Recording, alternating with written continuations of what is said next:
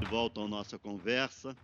E agora faremos um bate-papo entre vocês, cada um tem sua experiência, seu sentimento, sua avaliação.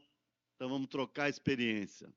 Eu vou perguntar para a Ruth, né, porque uma das coisas que me incomodam muito nesse processo é que a prefeitura recuou em muitas coisas, né? Recuou na questão dos dias que a gente ia ficar na escola, que inicialmente não era dia nenhum. Recuou também na questão do terceiro assistente, né, que eles iam nomear autocraticamente e depois recuaram para que as próprias escolas indicassem, né? Mas tem uma coisa que é muito absurda também, eles usarem os termos que eles estão usando para esse tal programa de formação, né? Inicialmente era reciclagem, né? Um curso de reciclagem, que é absurdo, isso não se usa mais, né? Porque se recicla é lixo. Agora eles estão usando requalificação. Isso incomoda a gente, porque você requalifica aquilo que não tem a qualidade, pelo menos, né, de um ponto que você acha que de uma exigência que deveria estar em vigor e não está. Como é que a gente requalifica, Ruth? Como é que um secretário que é bacharel em direito, não tem nenhuma formação acadêmica, não tem trajetória de formação na educação, o prefeito também, né, acho que é igual, para uma pessoa como você, que além da graduação, né, em pedagogia, que é o que se exige para ascender ao cargo de diretor, de diretora, nós temos que ser habilitados em pedagogia, essa é a exigência da carreira. Mas eu sei que, além disso, você tem mestrado, você tem doutorado, tem pós-doutorado, né, inclusive fora do país. Como é que você se sente quando pessoas que, de fato, não têm qualificação na área da educação dizem que você, como muitos dos nossos colegas têm, né, estudam mestrado, doutorado, pós-doutorado, que não têm, que não são qualificados para exercer a função de diretor? Como é que você vê essa acusação? Primeiro, que eu acho que, como vem desse perfil de sujeito, eles não me tocam, porque eu sei o que eles pensam sobre nós. Nós sabemos o que Ricardo Nunes, o que Padula, porque eles são representantes de um projeto maior. E um projeto que desqualifica, primeiro que é negacionista. Essa é a primeira coisa. Nós não podemos esquecer que esses sujeitos são base do bolsonarismo e de uma política perversa desse país, da extrema-direita. Né? Por isso que a gente costuma dizer, quando a gente começa lá as mocinhas que vêm para querer nos dar formação, a gente fala assim, nós continuamos com a mesma proposição, nós não vamos aceitar a formação de vocês, e eu quero que você coloque aí na ata um cabeçalho. Não aceitaremos, não facilitaremos a vida de privatista neofascista, porque é disso que nós estamos falando. Então, quando vem deles, nós sabemos o que vem. Então, isso, efetivamente, nos motiva e nos dá gás para uma outra coisa. Para uma outra coisa, que é nos organizarmos coletivamente, é organizar a nossa comunidade. Mas porque eles é isso que eles pensam de nós. Não é à toa que nós estamos afastados, porque nós sabemos o nosso lugar. Nós sabemos o nosso lugar e sabemos que realidade é essa que nós ocupamos e quais interlocuções nós temos. Eles já desenharam tudo isso. Eles já tinham tudo isso mapeado. Por isso que eles vêm nos atacar. Né? E aí eu queria dizer uma coisa muito importante: a gente adora estudar. Não é à toa que a gente estuda dentro do nosso país, a gente sai do país para continuar dialogando com outras pessoas, com outras realidades. Nós adoramos estudar. Agora, isso que eles nos trazem não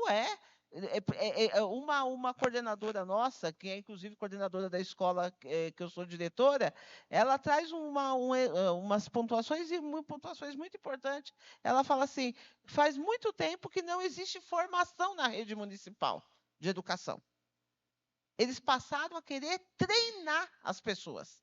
A ideia de treinamento, e ela vem diretamente e bate nisso. Né? O que nos orgulha da nossa formação, e aí a gente se estende a todos que aqui estão, né? É que nós temos formações fundamentadas nas melhores instituições do país, dialogando com os maiores intelectuais desse país, né, reconhecidos pelos intelectuais desse país, da nossa luta, porque nós estamos na educação básica, mas também estamos na universidade. E isso é o grande incômodo. Isso é o grande incômodo. Precisava barrar esse povo. E é essa a política deles. Né? Mas eu digo, o que me atinge profundamente é quando nós vemos nossas escolas atacadas e nossas comunidades sendo despejadas. Isso me atinge profundamente. Agora, desses neofascistas, né? Desses obscurantistas, nós não deveríamos esperar muita coisa, a não ser isso que eles estão fazendo. Usar pessoas muito bem formadas, que entendem de educação, e sai por aí dizendo que é o seguinte: esses diretores precisam ser requalificados. Isso, para a opinião pública, bate de um jeito, né? Então, assim, para as pessoas que não são informadas, não nos conhecem, né? Vamos dizer o seguinte: se os diretores não são bem formados, mesmo precisam ser bem formados, o prefeito tem razão quando ele fala que tem que se requalificar. O que, na verdade, é o seguinte: a gente não nega que, você disse, assim, formação é bom, a gente nunca se recusou, não só a formação acadêmica, mas também a formação em serviço, né, que a gente sempre gostaria de ter também, a gente não se opõe a isso. O problema é a forma como está sendo feita, essa forma violenta, né, de usar um pretexto de formação para arrancar as diretoras e diretores de escola para um projeto nefasto que é a privatização. Outra coisa também que não se diz é o seguinte: a gente sabe que o prefeito Ricardo Nunes, ele passou maus bocados na época da eleição, né, porque a educação pública paulistana, como a educação pública brasileira, também não está bem. A gente precisa admitir isso. Nós temos problema na educação. Agora, o que a secretaria e o prefeito querem fazer é o seguinte: olha, o problema da educação não está na política pública, na gestão da política pública, está na formação dos diretores e diretoras. Né? Isso não é verdade, porque o problema da educação, a gente pode dizer o seguinte: ele é dividido em duas partes, né? Os fatores intraescolares, que são aqueles de dentro da escola, que a gente vai ter que lidar com eles, a gente lida com eles, e os extraescolares, que são aqueles fatores que a gente, às vezes, não controla, como, por exemplo, a política pública. Então, tem a questão da desigualdade social, tem a questão da pandemia, que nós ficamos 2 anos fora da escola, né? Tem os outros apoios que as famílias deveriam ter, que elas não têm, o apoio de outras políticas públicas, saneamento básico, saúde, políticas sociais, etc., e que não têm. Então, a gente precisa deixar claro de que essa acusação, que é uma acusação de que os diretores não ser formados, isso não é verdade. Quem precisa de formação são as pessoas que estão fazendo a política pública, que, na verdade, os problemas que a educação tem são de outra ordem. Tem problema também interno na escola? Tem, a gente não nega, mas eles são muito menores em relação aos problemas que estão fora, aos fatores que estão fora da escola para a gente poder resolver. Nossas escolas, Carlos, têm uma característica muito forte, que é a dimensão de construção de projetos escolares, né? De dar essa autonomia, essa autoridade para que a comunidade pense os seus projetos. Como que você entende, né, uma gestão que tece elogio para as escolas que têm projetos, né, que inclusive consta nos documentos da própria SME como referências, né? A Escola do Carlos como referência por conta de projeto com a juventude, comunicação, o Saturnino Pereira, que eu sou diretora, como referência de uma escola que vem historicamente trabalhando as questões raciais por dentro do currículo, enfim, tudo mais. Como que você vê essa contradição, né, de uma rede que, ao mesmo tempo, construiu esses documentos e hoje se coloca nesse lugar de capatazes desses sujeitos que quer uma escola autônoma? O primeiro problema que a gente tem é que quem está comandando a educação não entende a educação. Ele só pensa em um negócio. Então, é uma lógica mercantil e que eles querem simplesmente impor uma prática que não é uma prática educativa. A senhora Maria Silvia, a secretária executiva, que se diz pedagógica, nas visitas às DREs, falou que no trabalho que as escolas têm que fazer é de treinamento. Quando nós estivemos lá para ter aquelas palestras, né, completamente deslocadas, porque além da questão do diretor lá do Ceará, de Pedra Branca, um diretor daqui também, da rede estadual, que veio apresentar, e só conseguia fazer o trabalho dele por conta que ele tinha 12 parcerias para poder financiar. E algumas práticas que, se a gente for discutir à luz das ciências educativas, seriam altamente questionáveis, né? De uma escola que não tem uma clientela, uma comunidade, que é atendida por demanda. Então, quem pensa em educação nessa cidade, ou quem deveria pensar em educação nessa cidade, não tem cabedal, não tem estatura para fazê-lo. E isso compromete muito, né? E aí, pegando também uma questão muito particular da nossa região da Adregoianazes, a então diretora, hoje coordenadora de Coped, vivia levando as práticas do Caio, do Saturnino, do Olinda, de diversas escolas, mas as nossas 3 com muita certeza, para enaltecer o trabalho de alta qualidade ali desenvolvido. Inclusive, quando da Salva de Prata, premiação que a Caio Sérgio recebeu em 2023, ela fez um discurso falando da magnitude do trabalho pedagógico dessa escola. O que nós vemos de forma muito prática é que não tem nenhuma outra razão do que nós estamos passando a não ser o desmonte das escolas. O espaço de Bitita tem 40% dos seus alunos que não falam a língua portuguesa, porque são alunos de imigração. Um trabalho reconhecido pela Unesco. Se a gente for pegar para a cidade de Tiradentes, são mais de 200 mil habitantes ali e não chega a ter 3 mil postos de trabalho. E quem são as referências das famílias são as mulheres. Mulheres negras, porque é um bairro negro, a cidade de Tiradentes, que a gente não pode esquecer disso.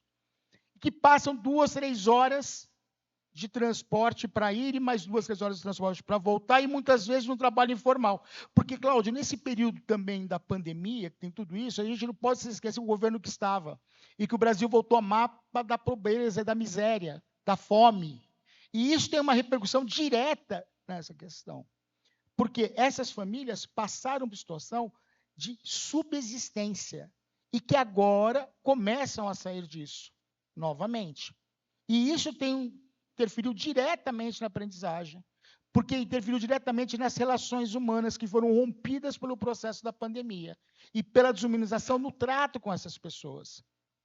Então, assim, nossas comunidades têm trabalho, o Caio Sérgio tem trabalho que eu tenho muito orgulho de falar do trabalho produzido pela escola, pelos que estão ali, e que os ex-alunos retomam, e muitos ex-alunos querem fazer parte desse processo, se formando. Tem o Matheus, um aluno nosso que se formou, recebeu o prêmio agora, recentemente, na FEFELESH, como melhor aluno de graduação do ano passado.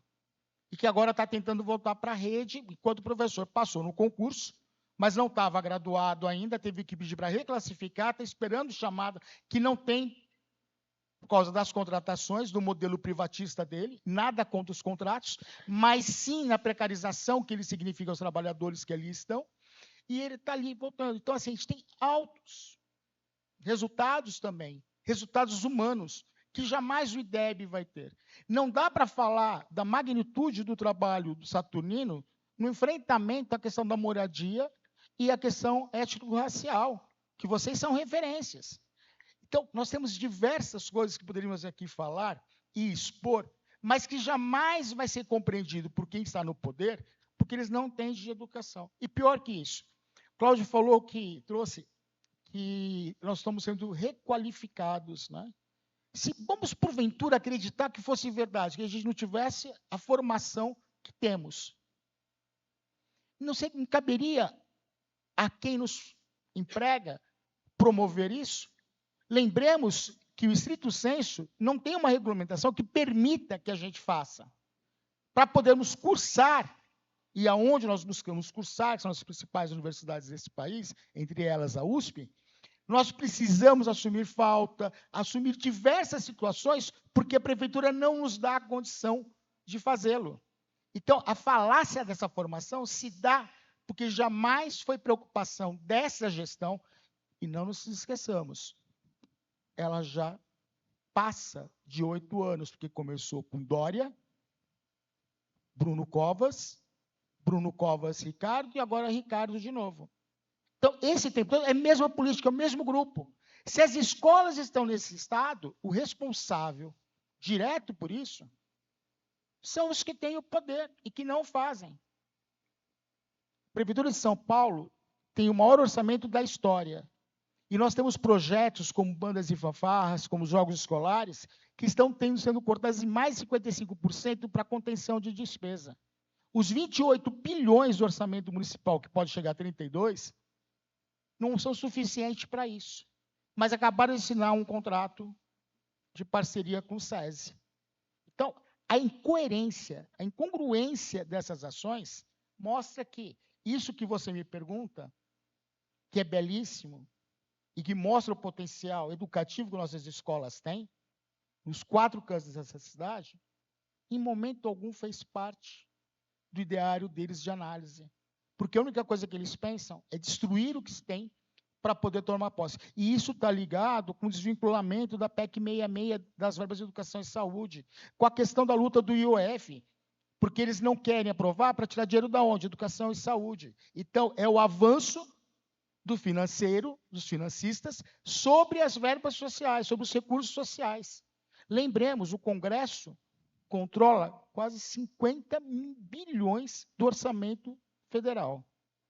Eu acho, na minha opinião, uma pessoa que está isolada fora da escola, sendo que ela é imprescindível dentro da escola para o acolhimento dos alunos, para o acolhimento e organização da unidade de ensino, para que se abrigue realmente todas as necessidades e se organize, eu acho lamentável que fique isolado numa sala branca, vamos dizer, com conteúdos pré-fabricados, né? Porque é bem pré-fabricado, tira um xerox, dá pro diretor. De conteúdos que, às vezes, já foram superados, que já foram lidos, que já foram desgastados, né? Na sua questão de leitura, e que já estão obsoletos, né? Na verdade. Então, eu acho que, assim, o texto vem, você responde, a pessoa vai embora que deu o texto e você fica lá.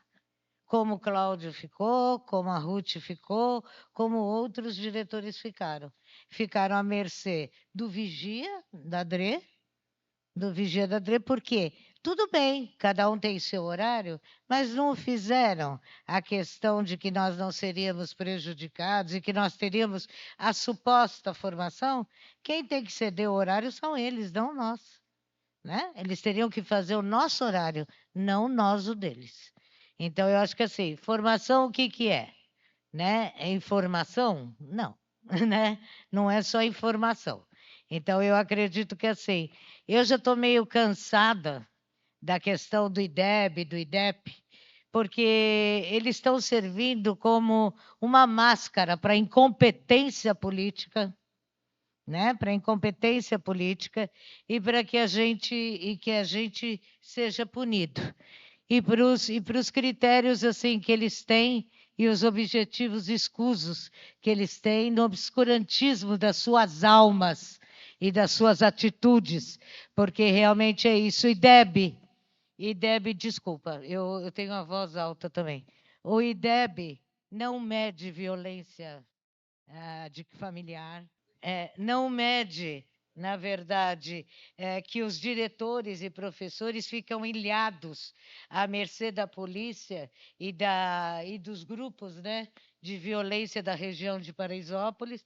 Há pouco tempo nós ficamos ilhados, as crianças correram para dentro da escola, que é onde elas se sentem abrigadas, e os pais correram porque nós estávamos ilhados. De um lado, o comando e do outro lado a polícia. Então, isso IDEB não mostra. IDEB não mostra os ganhos em relação... Olha, eu fiz um curso na USP e eu tinha uma professora maravilhosa. Ela dizia, o que vocês acreditam que seja avaliação? A avaliação é o ganho que o aluno teve em relação à nota ou em relação a ele mesmo? Né? É claro que é em relação a ele mesmo. Não adianta aquele aluno que tirou 9, e que ele vai tirar 10. Mas não é que não adianta, na verdade, ele alcançou. Mas e que aquele aluno que era 5 e tirou 8? Quem ganhou mais? Né? A avaliação é isso. Qual é o índice de ganho em relação às questões de avaliação. Então, tudo é muito mal interpretado, porque IDEB depende de políticas públicas, depende do cara não precisar de 4 anos para fazer um atendimento de fono, né, numa fila. 4 anos para fazer fono. 3 anos para passar pelo psicólogo. Aonde que ele vai ter o mesmo rendimento? Aonde que ele vai ter o mesmo atendimento? A questão do DIPED também, da formação. Você vem, eles fazem reunião e é só conversam. Agora, onde que está presente dentro das escolas para apoiar? Eles estão, sim, uma vez ao mês. Nós temos 39 crianças, para ser exato, com necessidades. 39 com laudo. Aonde que essas crianças têm um atendimento adequado? Não tem. Só tem dentro da escola, com as nossas salas e os nossos projetos.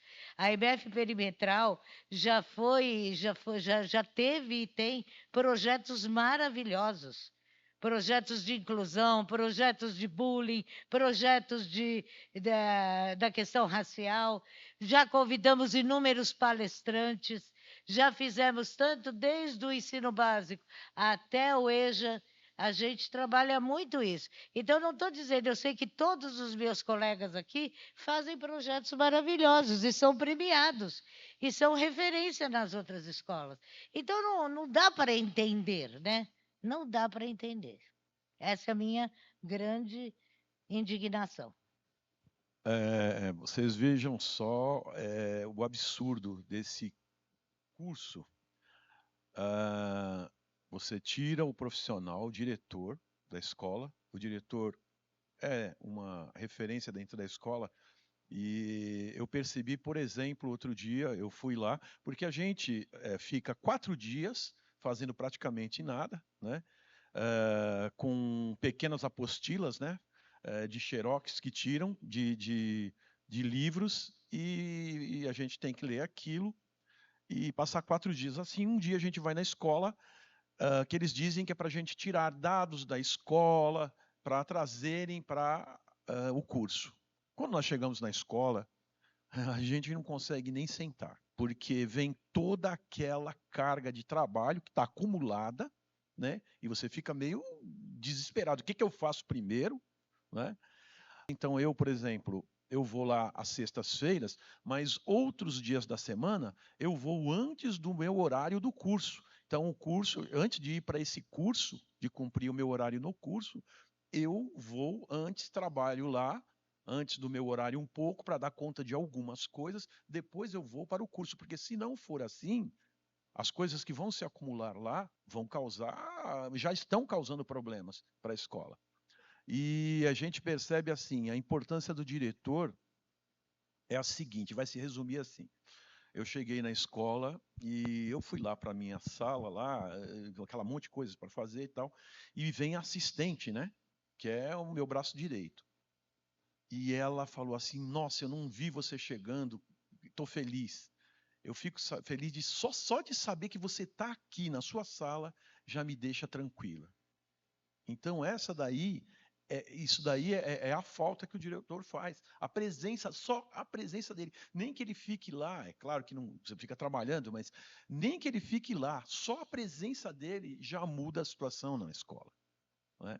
Então, para você ver o absurdo de tirar a pessoa 4 dias da semana para dar um curso improvisado, às pressas, que não ensina nada a ninguém, né? Porque os nossos problemas na escola são de outra magnitude. Por exemplo, o Carlos se referiu aos contratos. Então, não tem concurso.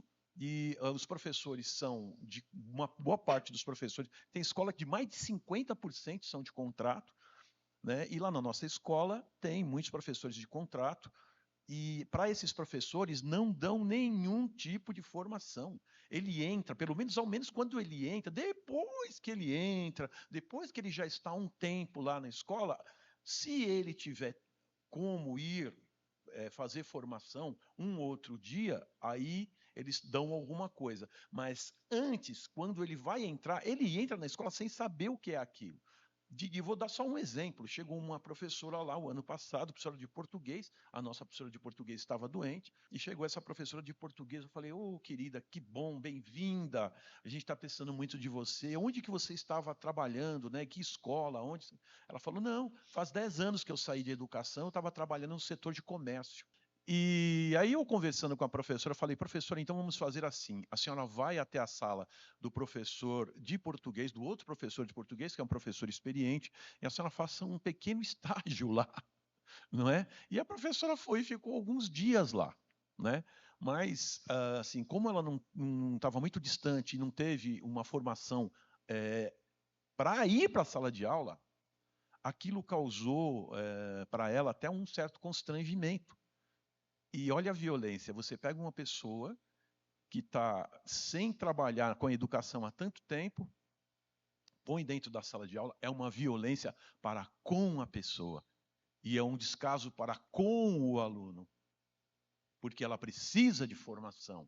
Ela é professora sim, ela tem o seu diploma, mas ela precisa de formação. Esse foi um caso. E um outro caso de matemática, semelhante. Olha só, as duas disciplinas principais. Um outro caso de matemática. A professora veio, não tinha experiência praticamente, e ela acabou, assim, teve muito conflito durante a estada dela lá. Ela não tinha uma formação prévia para trabalhar ali. Ela chega e já vai direto para a sala de aula, você conversa um pouco ali, mas você já está precisando da professora, e a professora vai para lá, é o seguinte, ela trabalhou 1 mês e meio e foi embora. Ela era engenheira e foi ser assistente de engenharia. Né? Então, para medir essa coisa de como esses profissionais precisam ser de curso, de fazerem cursos preparatórios para não jogarem dentro de uma sala de aula assim, de uma vez, que é uma violência. Porque nós somos profissionais, nós estudamos para isso, nós exercemos uma profissão, mas nós somos seres humanos, nós somos pessoas, né? E aí o que eu senti é o seguinte: esse processo foi deflagrado em maio. Nós começamos a sofrer isso em maio, que veio a notícia no dia 22 exatamente, né? Só que ele foi, na verdade, ser efetivado no dia 10 de junho, porque no dia 9 nós fomos para a secretaria, para uma atividade lá, e no dia 10 nós fomos para a diretoria regional.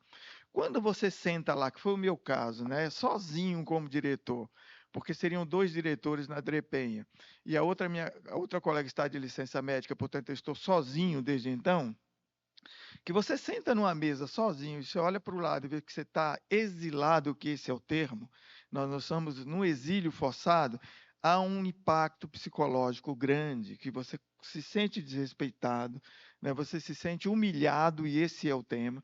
Isso gera um sofrimento para as pessoas, e não é à toa que vários colegas estão de licença médica. Né?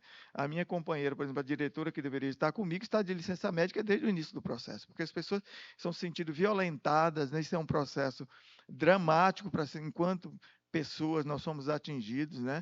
E essa formação ela não existe, porque essa é outra grande falácia, né? Eu estou sozinho, tem colegas que estão sozinhos também, vocês estão em 2 ou 3, mas de fato não há formação, porque a preocupação não é com a formação desses diretores. A formação ou a suposta formação é apenas um pretexto para, né, tirar esses diretores de suas unidades de trabalho, né, e justificar um outro projeto nefasto, que é a privatização, e, ao mesmo tempo, pela estratégia de desmoralização da educação e de desmoralização dos profissionais de educação. Agradeço a todos pela participação. Essa conversa continua no próximo programa.